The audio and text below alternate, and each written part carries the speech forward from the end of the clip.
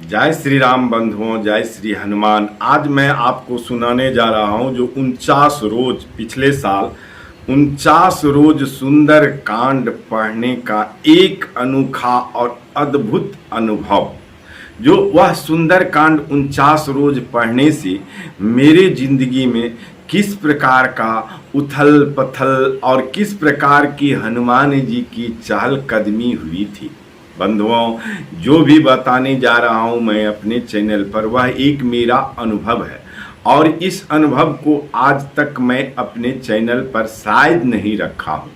आज मैं आप लोगों को 49 दिन रात्रि के 9 बजे के बाद स्नान करके श्रद्धापूर्वक नित्य रोज स्नान करके 49 दिन तक सुंदर कांड पढ़ने का एक अनुभव आप लोगों के साथ शेयर करने जा रहा हूं। कृपया करके इस प्रसंग को, ये सुंदर कांड 49 दिन पढ़ने वाले प्रसंग और कथा को अंत तक अवश्य सुनिएगा।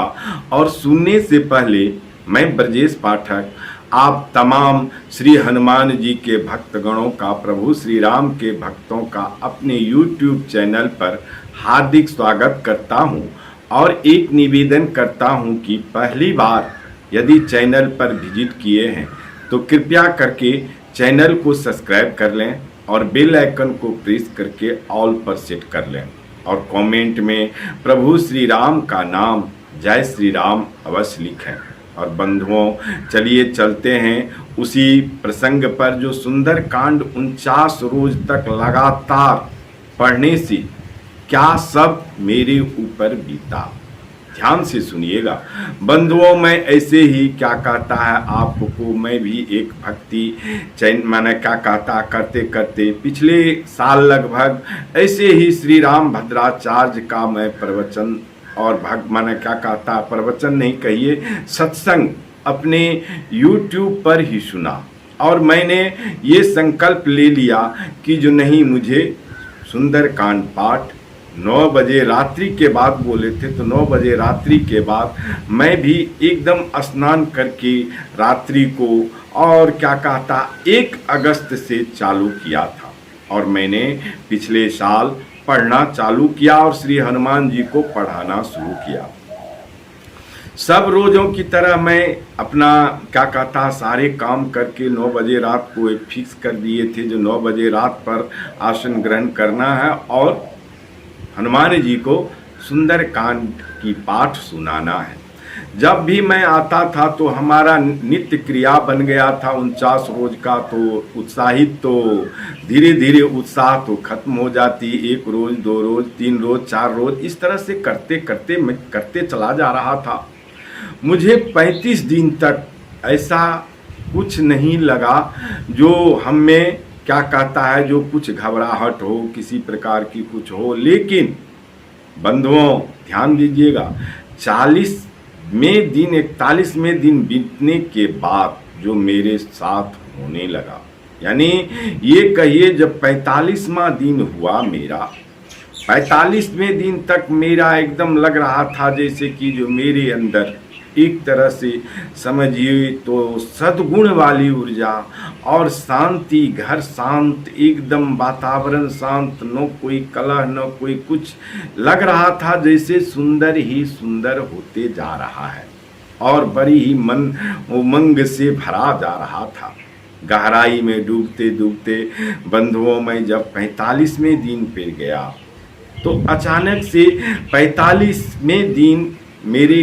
घर में क्या होने लगा। जब ही मैं सुंदर कांड पढ़ने जाता था तो मेरे यहाँ इन्वर्टर वगैरह कुछ नहीं है, वो चार्जेबल एक बल्ब रहता था, तो आजकल चला है तो वही बल्ब रहता था और मैं पूजा कक्ष में पढ़ रहा था। तो अचानक से क्या हुआ है, 45वें दिन लाइट चली जाती है। लाइट जब मैं पढ़ने, जबकि लाइट कभी जाती नहीं थी, बराबर रहा करती थी, तो लाइट गुम हो जाती।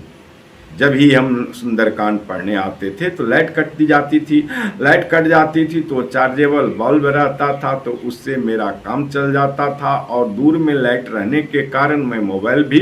जला लिया करता था और उससे मैं सुंदरकांड पढ़ना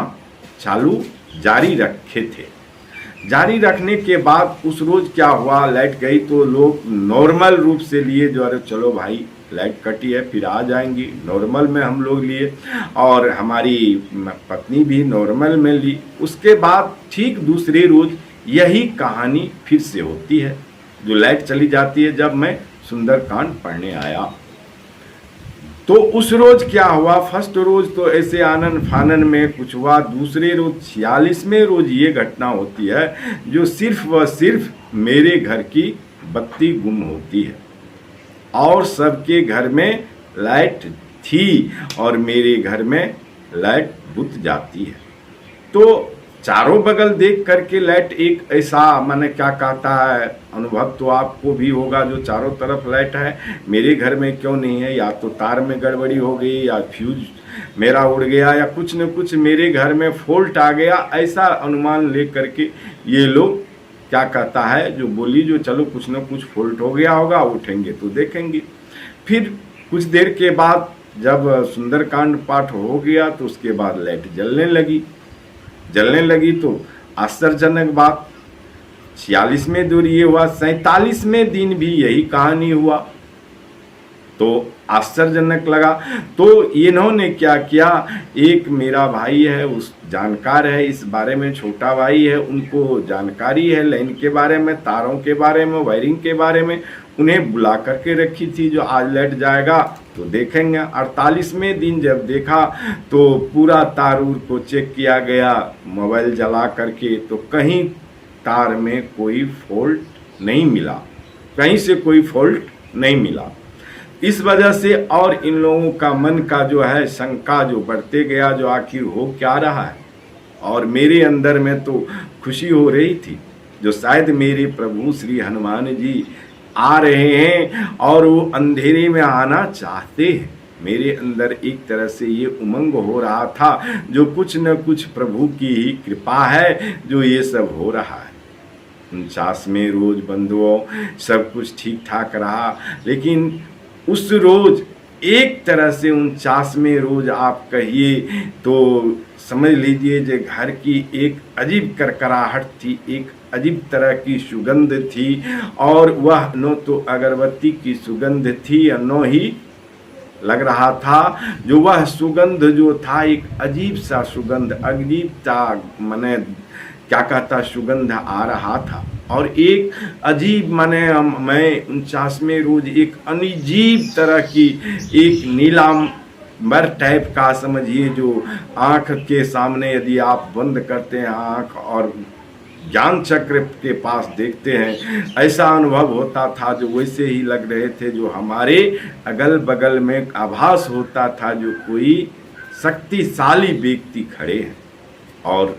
बंधुओं उस शक्तिशाली व्यक्ति को मान के चलिए हम एहसास भर कर रहे थे और बहुत ही सुकून मिल रहा था, मुझे एहसास हो रहा था जो कुछ शक्ति से मैं जुड़ रहा हूँ। बंधुओं अभी ये वीडियो को लंबा नहीं करना चाहता हूँ, शेष भाग अगले प्रसंग में मैं बताऊंगा, इससे आगे की कहानी अगले प्रसंग में बताऊंगा, जरूर बताऊंगा। इससे पहले आपको मैं कहना चाह रहा हूँ अभी तक यदि चैनल को सब्सक्राइब नहीं किए तो अगले प्रसंग को सुनने के लिए सब्सक्राइब कर लें, बेल आइकन को प्रेस करके ऑल पर सेट कर लें और कमेंट में प्रभु श्री राम का जयकारा जरूर लगाएं, जय श्री राम जरूर लिखें, जिससे प्रभु श्री राम आपका मंगल करे, श्री हनुमान जी कष्ट हरे। जय जय श्री राम, जय जय सीताराम।